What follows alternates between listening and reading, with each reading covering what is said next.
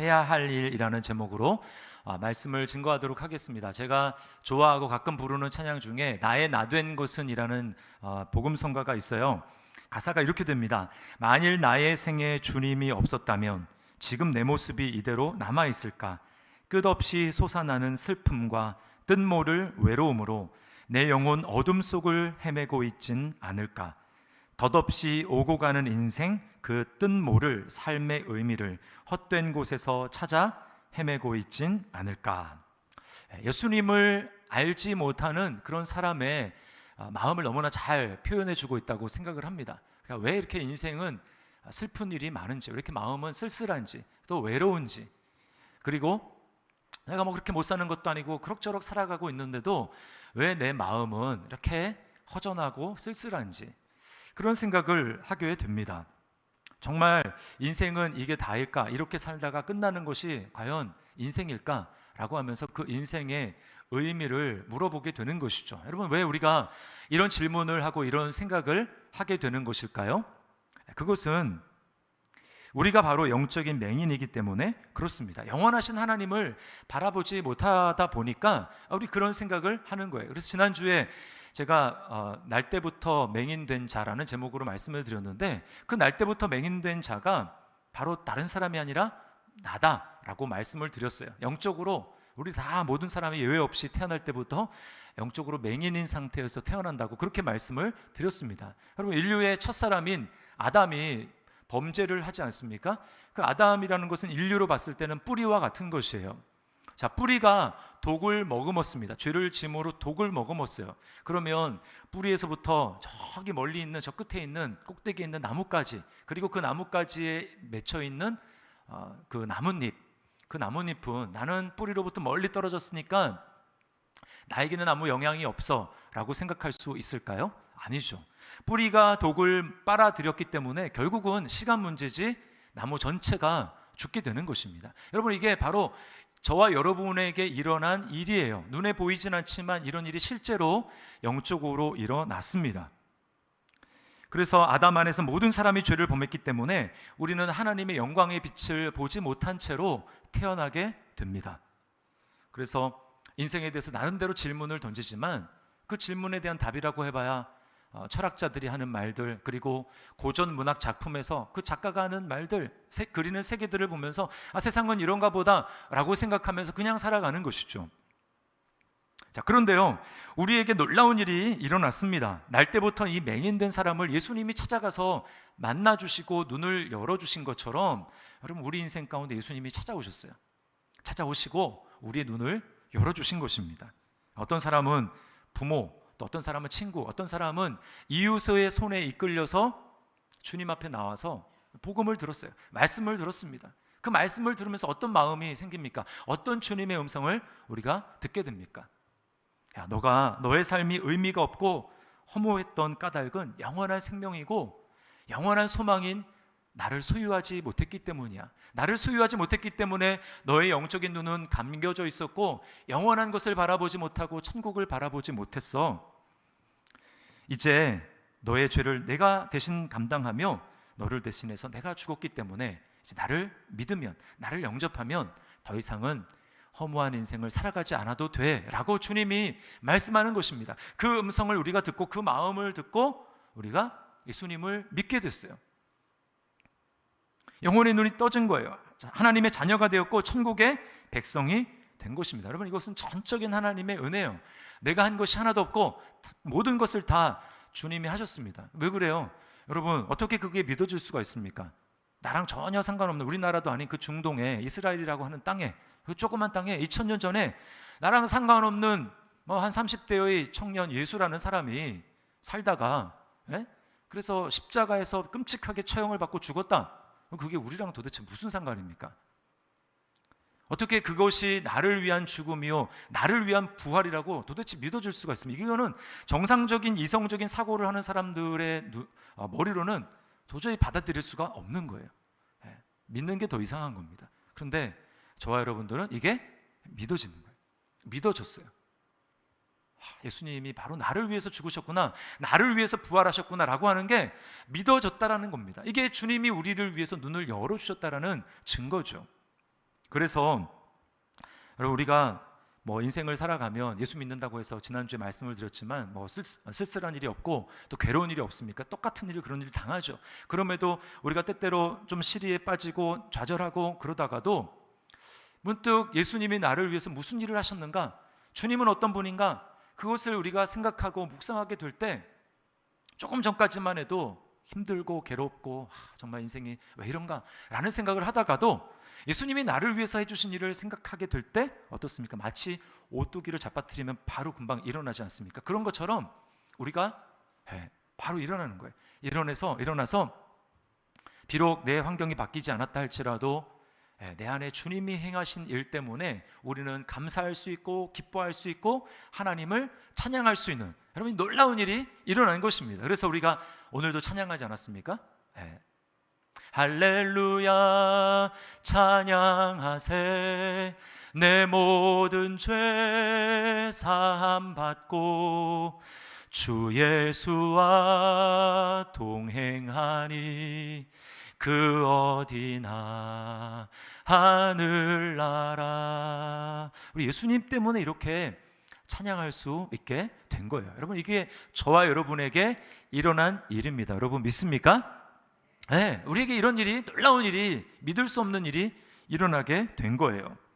저는 오늘 예배를 통해서 아직 나 잘 모르겠는데, 나는 아직 믿음의 눈이 정말 떼어졌는지 나는 잘 모르겠는데 라고 하는 분이 있다면 하나님께서 여러분의 마음에 은혜를 베풀어 주셔서 오늘 그 영혼의 눈이 떠지는 그런 놀라운 역사, 그것을 확신하는 역사가 있기를 바라고, 이미 나는 눈을 떴어, 나는 확신해 라고 하는 분들이 있거든 더욱더 그 감격과 은혜가 넘칠 수 있는 하나님이 저와 여러분에게 그런 은혜 주시기를 주님의 이름으로 축원합니다. 여러분, 우리가 영적으로 눈을 떠졌다면 나는 이제 눈 떠졌네, 이제 나는 눈 떠졌으니까 좋다 라고만 하고 살아갈 게 아닙니다. 우리에게 해야 될 일이 있다라고 오늘 본문이 이야기를 해요. 자, 첫 번째, 우리는 복음을 전하도록 부름을 받았습니다. 오늘 주님께서는 4절에 의미심장한 말씀을 하세요. 이렇게 말씀하시죠.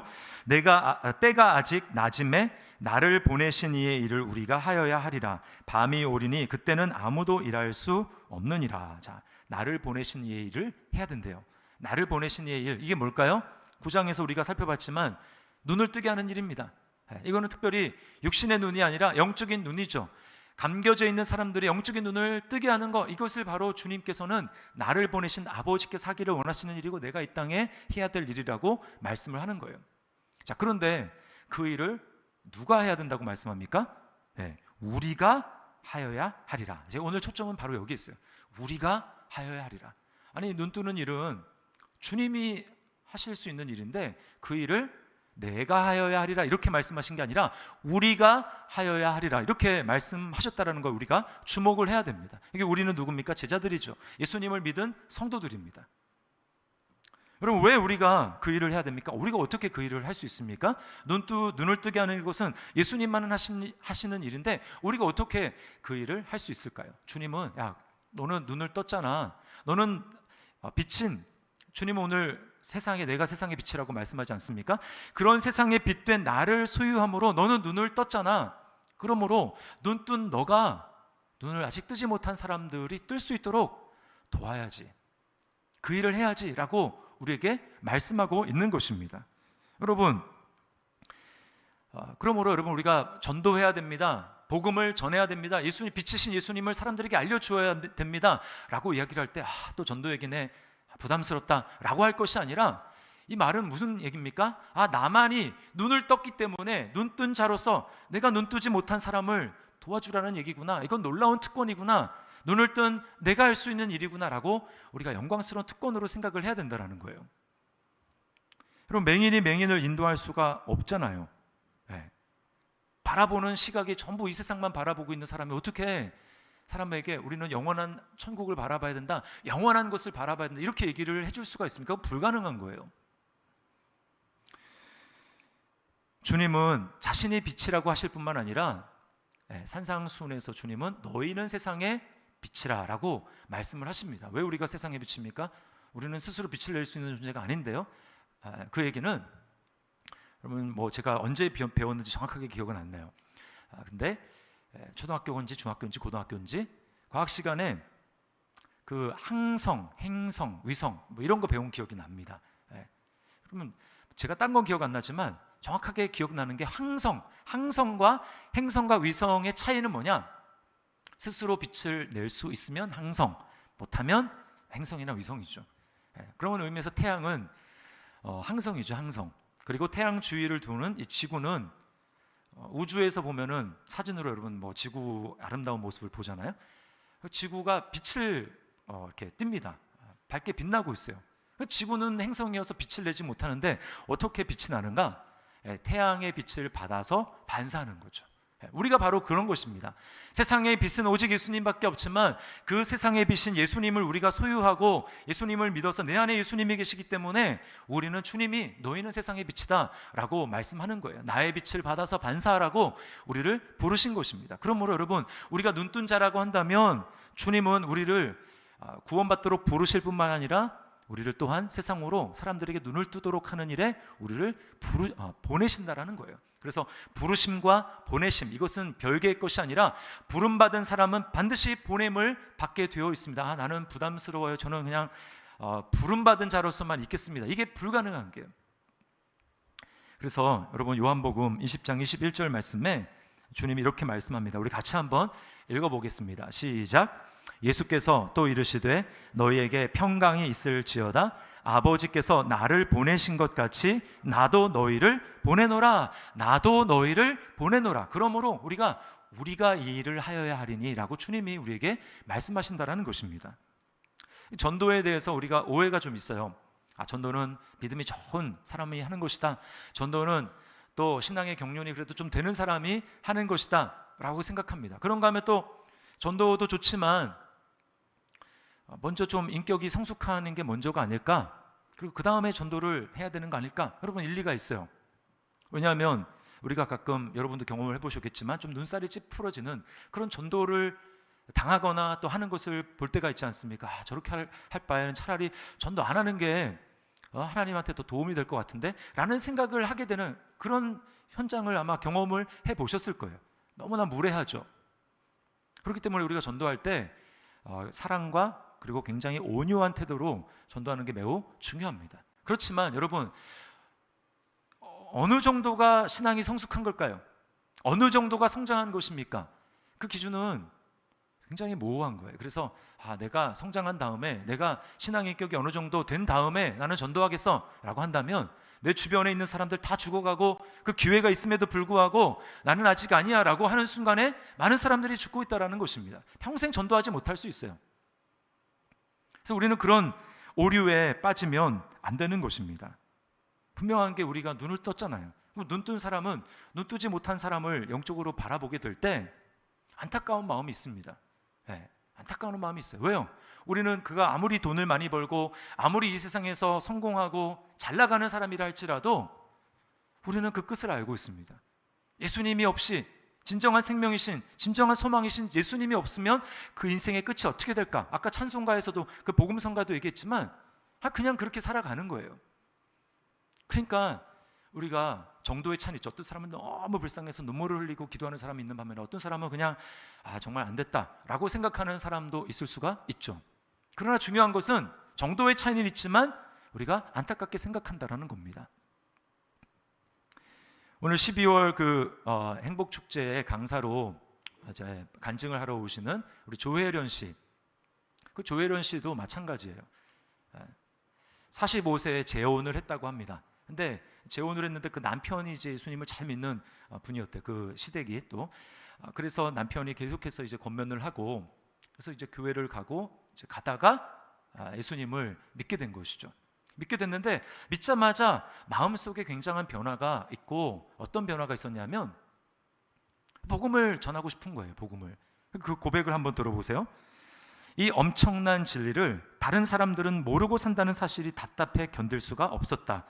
마음 같아서는 당장 거리로 뛰어나가 예수 믿으세요라고 소리 지르고 싶었다.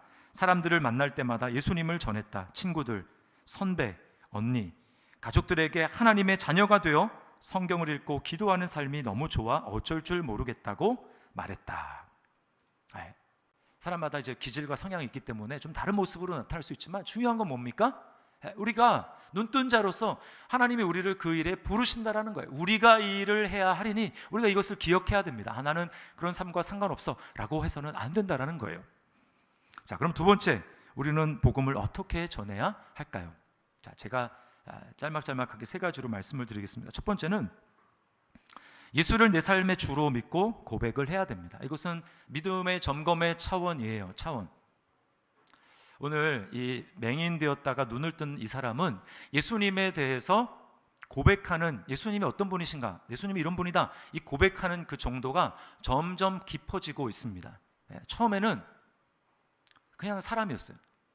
그래서 11절에 보면 예수라 하는 그 사람이라고 이렇게 이야기를 합니다. 자, 근데 바리새인들과 이제 대화하면서, 야, 너는 눈을 떴는데 그러면 그 예수라는 사람에 대해서 너는 어떻게 생각하냐? 예수가 누구라고 생각하냐? 라고 이렇게 물었죠. 그때 17절에 뭐라고 대답하면 선지자니이다.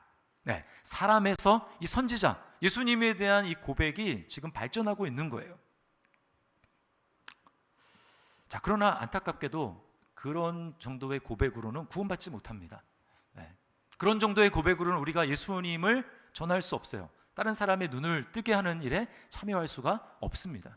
네. 그러나 안타깝게도 오늘날 많은 사람들이 예수님을 딱 그 정도로 생각하는 경우가 참 많습니다. 예수님 4대 성인 중에 한 사람이지, 그 중에 그래도 뭐 넘버원이라고 할 수 있어. 그리고 또 세상에 있는 종교 중에서, 메이저 종교 중에서 기독교는 가장 사람들이 많이 믿는 종교니까 예수님이 기독교 창시자라면 으뜸이라고 할 수 있지라고 생각을 합니다. 그것은 그냥 객관적인 역사적인 지식으로 예수님을 인정하는 거예요. 자, 안타까운 사실은 뭐냐면 교회 안에 있지만, 예배를 드리고 있지만 그럼에도 불구하고 예수님을 이 정도의 수준으로 생각하는 분들이 의외로 있다라는 것입니다. 여러분, 예수님을 성인 중에 한 명 또는 종교의 창시자 정도로 여기는 것은 아직 예수님을 구원자로 믿는 것이 아닙니다. 종교와 기독교의 차이가 뭡니까? 다른 모든 종교들은 창시자가 중요하고 그들의 가르침이 중요합니다. 그래서 자, 이렇게 살면 구원받을 수 있다라고 이야기를 합니다. 그래서 그 창시자의 의미는 뭐냐면 그 길을 그냥 먼저 갔다라는 것뿐이에요. 모범을 보여준 겁니다. 모범을 보여줬어요. 그러나 여러분, 예수님은 우리에게 구원의 모범을 보여주신 분이 아니에요. 예수님은 우리가 스스로가 그 모범을 아무리 보여줘도 내가 그 모범을 따라서 살아갈 수 없으니까, 그대로 행할 수 없기 때문에 예수님은 우리에게 진흙탕 가운데 빠져가지고 헤매고 있는 우리에게 거기서 건져주시기 위한 구원자로 예수님이 이 땅에 오신 것이지, 우리에게 자, 내가 가르침을 너희에게 얘기해 줄게, 잘 듣고 이대로 하면 너희가 구원을 받을 수 있어. 절대로 예수님이 이렇게 말씀한 게 아니에요. 이게 종교와 기독교의 차이입니다. 예수님은 모범을 보여주신 게 아니에요. 우리에게 가르침과 조언과 충고를 해주시고 너희가 이것만 잘 지키면 구원을 받을 수 있어 라고 얘기하는 우리의 스승과 지도자가 아니라는 것입니다. 예수님의 모범이 중요하지 않다는 얘기가 아니에요. 우리가 그 모범을 따라가지 말아야 돼, 그 말씀을 드리는 게 아닙니다. 일단은 구원이 먼저죠. 우리가 할 수 없기 때문에 주님은 물에 빠진 우리에게 손을 내밀어서 우리를 건져주신 구원자로 이 땅에 오신 것입니다. 우리에게 필요한 것은 모범을 보여주는 스승이 아니라 우리를 죄에서 건져주시는 구원자가 필요한 거예요. 예수님이 우리 어떻게 구원자가 되셨습니까? 예수님이야말로 이 지상에 살았던 유일하게 자신의 행동으로서, 자신의 행위로서 하나님의 기준을 만족시킨 유일한 분입니다. 완벽한 삶을 사셨어요. 그 완벽한 의를 어떻게 합니까? 십자가에 못 박히실 때는 그 완벽한 의를 가지고 십자가에 못 박힌 것이 아니라 우리가 살지 못했던, 그래서 우리는 하나님의 그 완벽한 기준에 도달하지 못한 불의한 죄인인 우리의 죄를 주님이 대신 지시고 주님의 의는 우리에게 입혀주셨어요. 그래서 십자가를 통해서 놀라운 이 전환이 일어나는 것입니다. 우리와 주님이 놀라운 자리 바꿈을 하는 거예요. 우리 위치와 주님의 위치가 바뀌었습니다. 그래서 우리가 예수님이 이루신 그 완벽한 의를 받게 된 거예요. 그래서 죄를 용서하는 정도만 그치는 것이 아니라 하나님의 자녀로 우리를 삼아주시고 그래서 우리를 영원토록 이끌어 주시는 것이죠. 나 용서했으니까 나 이제 너랑 보고 싶지 않다, 뭐 맘대로 살든지 어떻게 해라 라고 하신 것이 아니라 우리와 함께 하시고 우리를 하나님의 자녀로 삼아주시고 영원한 천국에서 함께 살 수 있도록 그렇게 인도해 주신 것이 바로 구원자 예수님이 이 땅 가운데 하신 일이에요. 그래서 우리는 그분을 나의 구원자고 나의 주님이다 라고 부르는 것입니다. 오늘 날 때부터 맹인된 사람은 예수님을 선지자라고 부르는 데서 멈추지 않았어요. 결국 이 사람이 예수님에 대해서 예수님은 하나님, 예수는 하나님으로부터 오신 분입니다 라고 얘기했다라는 것 때문에 출교됩니다. 회당에 더 이상 함께 할 수 없는 완전히 출교를 당해요. 그 소식을 예수님이 듣고 예수님이 다시금 그 사람을 찾아갑니다. 그리고는 이렇게 말씀하세요.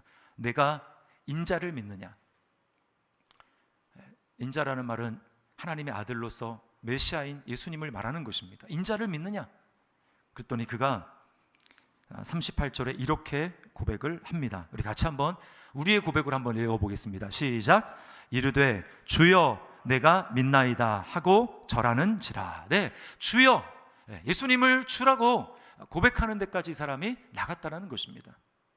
예배하고 있는 우리 성도 여러분, 여러분의 믿음을 한번 점검해 보십시오. 여러분은 정말 예수님을 나의 주라고 고백하시고 예수님 앞에 엎드렸습니까? 예수님을 그렇게 영접했습니까?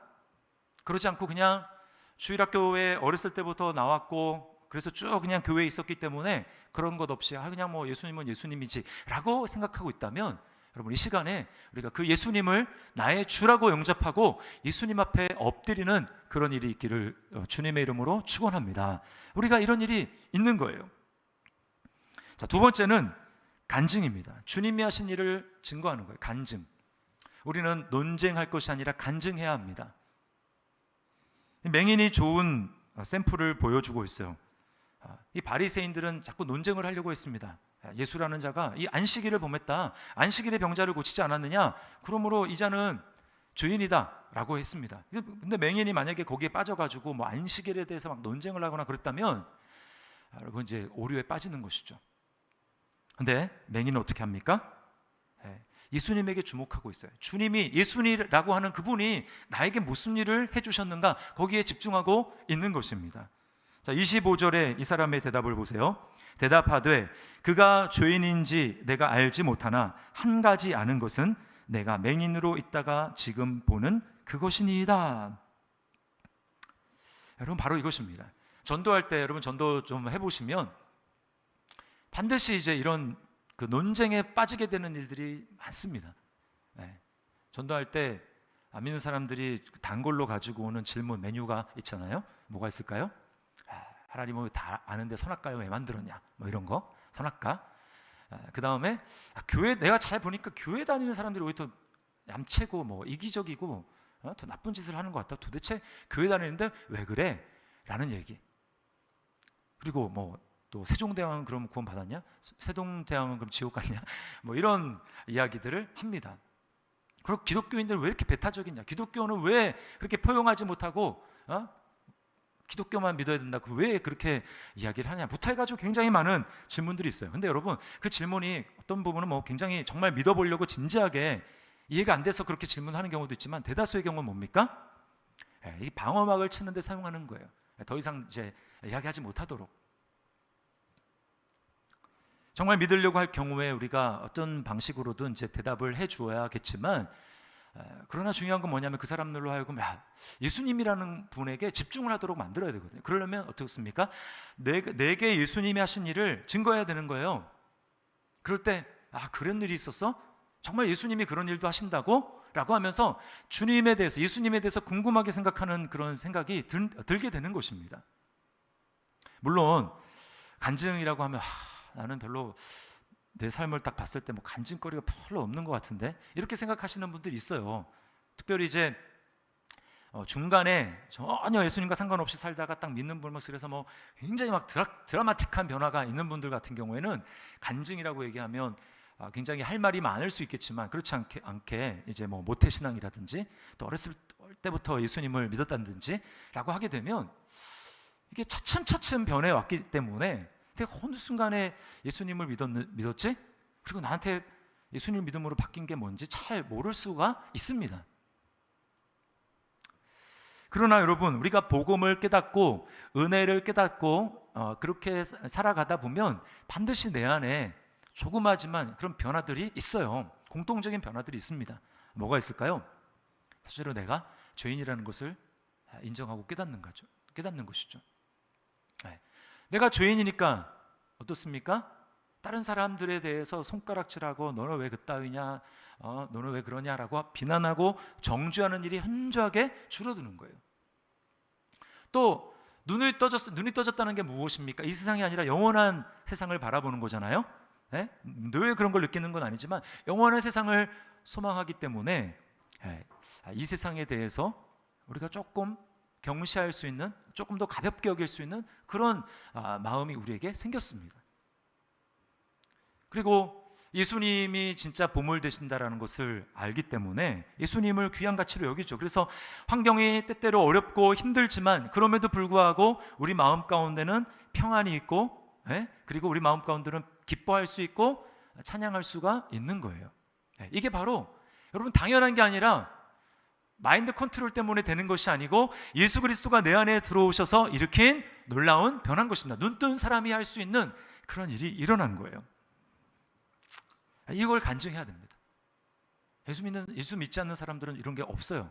우리는 당연한 것 같지만 이런 게 없습니다. 셋째는 기도입니다. 기도. 이게 참 중요해요. 그러면 우리는 절대로 그 사람을 믿게 할 수 없습니다. 눈을 뜨게 할 수 없어요. 이거는 하나님의 영역입니다. 우리는 뭐예요? 그냥 단지 그냥 복음을 전할 뿐이에요. 예수님에 대해서 소개할 뿐입니다. 그 결과는 하나님께 맡기는 것이죠. 그렇기 때문에 기도해야 되는 것입니다. 또 우리가 복음을 전하려고 할 때 방해 세력이 있어요. 왜 그렇습니까? 예수 믿지 않는 사람들은 영적으로 봤을 때 마귀 편이거든요. 마귀가 완전히 쥐고 있거든요. 자기들은 모르지만, 인정하기 싫을지 모르지만 그렇게 돼 있는 것입니다. 그런데 복음을 전했어요. 눈이 떠집니다. 그러면 어둠이 있다가 빛으로 왔기 때문에 완전히 예수님 편이 되는 것이죠. 그러니까 이 일을 마귀가 싫어하는 겁니다. 그래서 무슨 수를 쓰든지 복음을 듣지 못하게 해요. 지난주에 우리가 그 VIP 전도 대상자를 작정하고 거기 이름을 썼습니다. 여러분 그 이름을 썼을 때 마귀가 그 일을 알까요? 모를까요? 여러분이 누구를 작정하고 이렇게 기도하고 또 카드를 제출했는지 마귀가 알까요? 모를까요? 찬반 투표는 하지 않겠습니다. 알아요. 벌써 보고가 들어갑니다. 마음속으로 있는 것은 마귀가 알 수 없지만 외적으로 드러나는 것은 이 세상의 세상 나라 임금인 마귀가 보고가 벌써 딱 들어가요. 12월 5일에 더시티 사랑의 교회에서 행복 축제를 한다고 합니다. 근데 보니까 아무개 성도가 감히 우리 편의 아무개를 그 명단에다 올렸습니다. 겁도 없이. 그러니까 어떻게든 우리가 머리를 짜서 방해 공작을 해야 되겠습니다. 이렇게 여러분 이 보고가 들어가는 거예요. 그렇기 때문에 여러분 우리가 그냥 아무 생각 없이 그냥 작정했으니까 그냥 뭐 나를 잘 아는 친구니까 잘 아는 지인이니까 전화해서 만나면 되지 라고 할 게 아니라는 거예요. 그러면 여러분 예상치 못한 일들이 일어나기 시작합니다.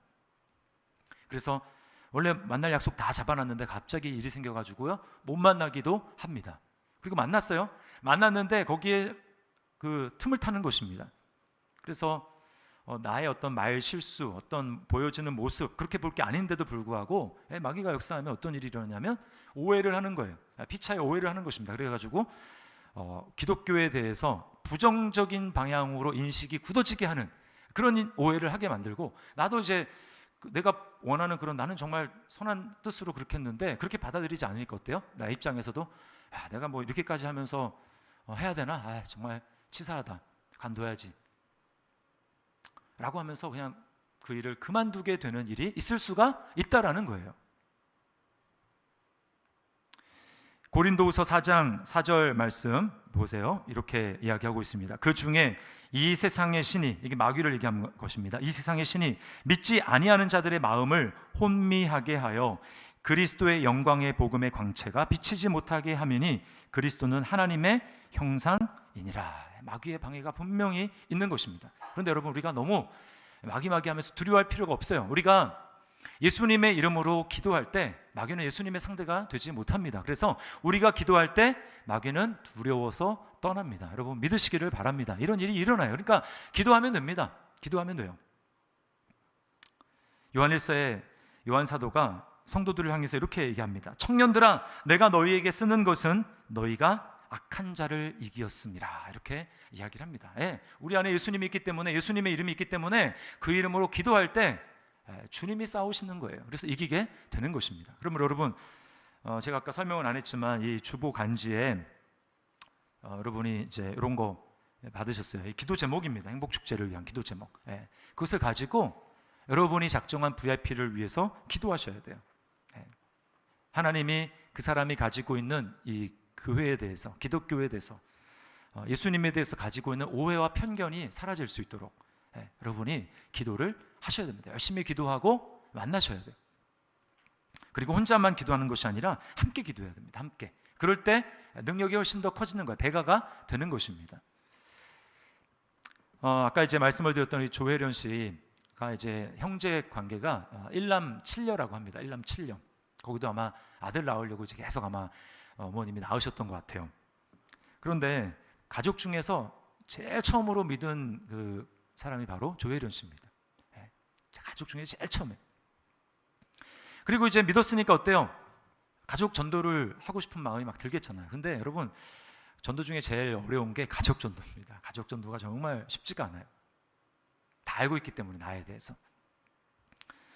그래서 뭐 남동생한테 평소에 잘 따르고 해서 자기 말 잘 듣고 해가지고 복음을 전했더니 막 길길이 뛰면서 뭐 라이터를 자기 앞에 딱 던지면서 예수가 있으면 라이터 한번 켜보라고 하라고 그러면서 이제 말을 듣지 않는 것입니다. 이제 그러던 기회에, 우연한 기회에 기독교 방송에서 이제 촬영 문의가 와가지고 방송에 이제 출연하게 됐어요. 그 사실을 이제 딱 일정이 정해진 다음에 남편과 함께 기도하기 시작하는 겁니다. 작정하면서 하나님 앞에 기도하기 시작하는 거예요. 근데 기도하는데 하나님이 이런 마음을 주셨다고 합니다. 너는 이해하지 못하겠지만 나에게는 한 영혼이 이 세상 온 천하보다도 더 소중하단다. 녹화할 때 너의 자량을 내려놓고 네 목숨이 구해진 것처럼 너도 오직 한 영혼을 구하는 마음으로 겸손하게 해라. 그래서 그 이제 녹화 촬영을 하는 중에 남편이 카메라 뒤편에서 손을 모으고 이제 부인을 위해서 간절하게 그렇게 기도하는 모습을 보게 됐다고 합니다. 근데 이제 그 녹화가 끝나고 그 방송이 이제 나갔잖아요. 난 다음에 놀라운 일이 일어났어요. 정말 그 마음에 기도한 대로 하나님께서 그 가정 중에 첫 열매를 거두게 해주셨습니다. 그게 누구냐 하면 바로 둘째 언니가 구원을 받은 거예요. 그 영상을 보고, 그 간증을 보고 구원을 받은 것입니다. 그리고 이렇게 연락이 왔어요. 혜련아, 네 간증을 보고 가슴이 뭉클했어. 54년 동안 주위에서 많은 종교를 권유했지만 난 한 번도 마음을 열지 않았어. 이제 하나님의 시간표가 된 것 같다. 일요일 11시 30분 예배니 그때 교회 갈게. 우리가 VIP로 작정하고 기도하고 있는 그런 영혼들에게도 동일한 역사가 일어나기를 간절히 소망합니다. 하나님께서 우리에게 이런 일 일어나게 해주시기를 간절히 소망합니다. 우리는 이런 일을 이제 우리가 맛봐야 되지 않겠습니까? 주님이 일하신 것이죠. 마지막으로 꼭 기억해야 될 것, 짧지만 지금이라는 거예요. 지금. 언제 해야 되는가? 미루지 말고 지금이라는 것입니다. 4절을 다시 보시면 때가 아직 낮음에 밤이 오리니 그때는 아무도 일할 수 없느니라. 무슨 얘기입니까? 기회가 박탈될 때가 있다라는 거예요. 내가 전해야지 했지만 더 이상 그런 기회가 없을 때가 반드시 온다라는 것입니다. 여러분, 성령님과 마귀의 차이가 무엇인 줄 아십니까? 이 시기에 있어서 성령님은 오늘이야, 지금이야말로 구원받을 때고 은혜 받을 만한 때고 구원의 날이야 라고 이야기하는 반면에 마귀는 끊임없이 내일도 있잖아, 내일 하면 되지, 내일 믿으면 돼, 내일 가면 돼 라고 미루는 거예요. 미루는 것은 마귀의 역사입니다. 그러나 성령님은 미루지 않고 지금이라고 말씀을 하는 거예요.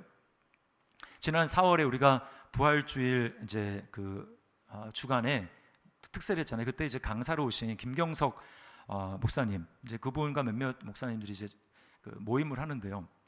한 5월인가요? 원래 이제 모임을 하는 날이었어요. 근데 이제 목사님으로부터, 김경석 목사님으로부터 이제 카톡이 왔어요. 급한 일이 있어서 못 가게 됐다고. 근데 그 급한 일이란 건 뭐냐면 성도 가운데 성도의 외삼촌인데 말기암이라는 것입니다. 말기암. 그래가지고 자기에게 와서 좀 복음을 전해달라는 거예요. 근데 말기암인데 이제 병원에서는 술을 쓸 수가 없기 때문에 잠깐 집에 퇴원을 했다가 집에 있다가 이제 곧 호스피스 병동으로 들어간다라는 것입니다. 그러니까 여러분 뭐 5월이라 그래봐야 코로나 한참 창궐할 때 아닙니까? 그때 보호자 뭐 한 명, 뭐 때로는 보호자도 못 들어가잖아요. 그러니까 지금 절호의 찬스가 딱 온 거예요. 그래가지고 이제 성도님이 초청을 한 것입니다. 우리 외삼촌에게 와서 복음을 전해주세요. 그래서 이 목사님이 다른 거 다 물리고 뭐 모임 뭐 이런 거 다 물리고 이 일을 최우선으로 하고 간 거예요. 근데 그 부부가 이 말기암에 걸린 그 외삼촌과 그 외삼촌의 이제 부인 다 안틱, 아주 극심한 안티라고 합니다. 안티 크리스찬. 그래서 이제 우리가 이렇게 가는데 이제 목사님들 기도해 주세요라고 하고 가셨어요. 그리고 이제 조금 시간이 지나서 답변이 왔습니다. 하나님의 놀라운 은혜로 예수님을 주로 고백하고 영접하는 놀라운 역사가 있었습니다. 감사합니다라고 하는 그 답변이 왔어요.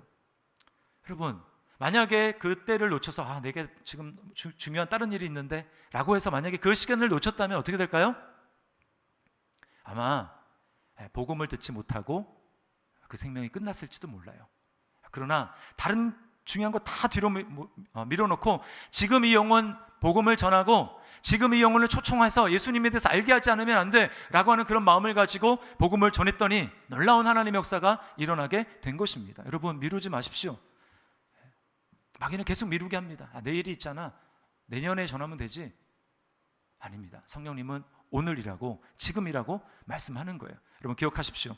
우리는 소망 없는 우리가 영적으로 주님이 우리를 찾아와 주셔서 눈을 뜨게 해주셨습니다. 우리가 눈을 떴다면 여러분, 저 사람 너무나 완강한 것 같은데, 저 사람은 좀 어려울 것 같은데, 그 사람에게도 소망이 있습니다. 왜요? 눈을 뜨게 하는 자가 우리가 아니라 주님이기 때문에 그렇습니다. 그러므로 여러분, 우리가 어떻게 해야 됩니까? 내가 눈뜬 자로서 우리가 이 일을 하여야 하리니 라고 주님이 우리를 초청하시고 복음을 전하는 일에 부름받은 자로서 우리가 거기에 응해야죠. 응하고 어떻게 해야 됩니까? 예수님을 주로 고백하고, 그리고 기도하고, 그리고 논쟁하는 것이 아니라 예수님이 내게 하신 일에 대해서 간증함으로 말미암아 그 영혼이 주님 앞에 돌아오게 되는 일에 우리가 쓰임을 받아야 되는 것입니다. 이렇게 주님 앞에 우리가 하여야 할 일이라는 것을 기억하고 나아갈 때 저와 여러분을 통해서도 사람들이 영적인 눈을 뜨는 놀라운 역사가 일어나게 될 줄 믿습니다. 이런 은혜가 넘치기를 주님의 이름으로 축원합니다. 우리 말씀을 기억하면서 찬양하겠습니다. 빛 되신 주 어둠 가운데 비추사 내 눈 보게 하소서. 내게 일어난 일, 우리가 구원해야 될 그 영혼들을 떠올리면서 하나님, 그 일이 그 사람에게도 일어나게 도와주십시오. 이런 마음을 가지고 우리 찬양 하나님 앞에 드리겠습니다.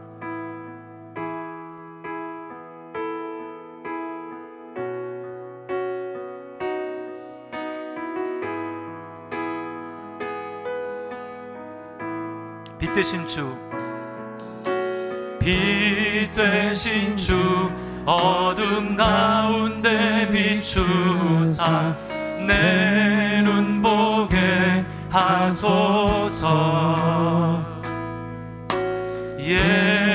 예배하는 선한 마음 주시고 참 소망이 되신, 다시 한번 고백합니다. 빛 되신 주, 빛 되신 주 어둠 가운데 비추사 내 눈 보게 하소서. 예배하는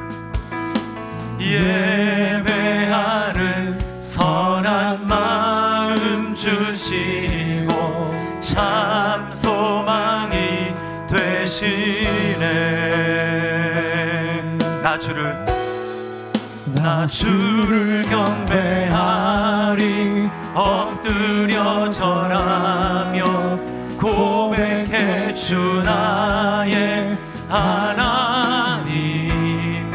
오 사랑스런 주님, 존귀한 예수님, 아름답고 놀라우신 주. 2절 만유의 주 높임을 받으소서. 만유의 주 높임을 받으소서. 영광 중에 계신 겸손하게 이 땅에 임하신 주, 겸손하게 이 땅에 임하신 주 높여 찬양하리라. 나 주를 경배하리, 나 주를 경배하리. 엎드려 절하며 고백해 주 나의 하나님. 오 사랑스런 주님, 존귀한 예수님, 아름답고 놀라우신 나 주를 경배하리, 나 주를 경배하리. 엎드려 절하며 고백해 주 나의 하나님. 오 사랑스러운 주님, 존귀한 예수님, 아름답고 놀라우신 주. 다 알 수 없네, 알 수 없네 주의 은혜, 내 죄 위한 수시. 다 알 수 없네, 알 수 없네 주의 은혜, 내 죄 위한 수. 다 알 수 없네, 알 수 없네 주의 은혜, 내 죄 위한 주 십자가. 나 주를 경배하리, 나 주를 경배하리. 엎드려 절하며 고백해 주 나의 하나님. 오 사랑스러운 주님, 존귀한 예수님, 아름답고 놀라우신. 생명이 또 다른 생명 낳고, 생명이 또 다른 생명 낳고, 주님 볼 수 있다면 나의 삶과 죽음도 아낌없이 드리니. 죽어야 다시 사는 주의 말씀 믿으며 하나의 미랄 되어 썩어지리니. 예수님처럼 살아가. 생명이 또 다른 생명 낳고, 생명이 또 다른 생명 낳고, 주님 볼 수 있다면 나의 삶과 죽음도 아낌없이 드리리. 죽어야 다시 사는 주의 말씀 믿으며 하나의 미랄 되어 썩어지리. 예수님처럼 살아가게 하소서. 우리 말씀을 기억하면서 함께 기도하겠습니다. 우리가 주님 마음 달라고 기도했으면 좋겠어요. 주님, 정말 주님이 나에게 눈을 뜨지 않으셨다면 정말 내 생애가 어떻게 해야 됐겠어요?